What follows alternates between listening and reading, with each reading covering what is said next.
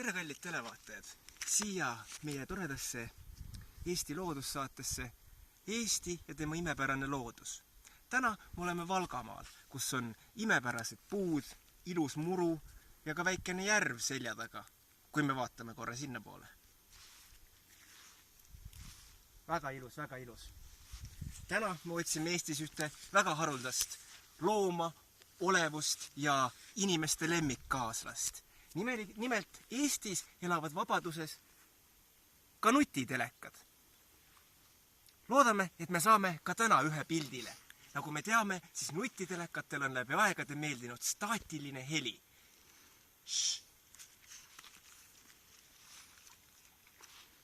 Loodame, et me leiame ühe. Loodame, et me leiame. Sealt ta tuleb, sealt ta tuleb. Oleme hästi vaikselt. Me ei ole teda veel ehmatanud.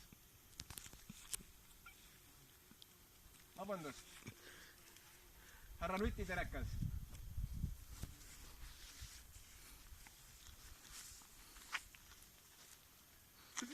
Läheme lähemale. Proovime teda mitte ehmatada.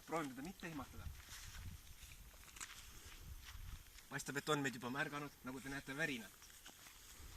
Härra nutitelekas, ärge kartke. Me tahame teda ainult vaadata.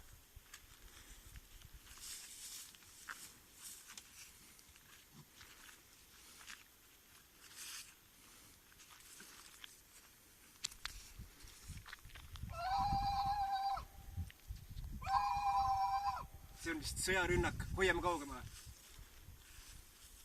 Me ei taha teile halba. Lähme kaugemale. Nutitelekad on väga agressiivsed. Võimalik, et tal on siin ka poeg. Nutitelefon. Ja see on tõepoolest emane telekas.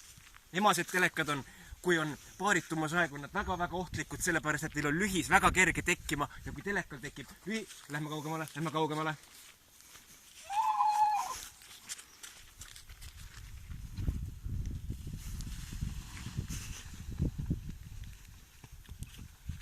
See oli väga-väga lähedane kohtumine telekaga.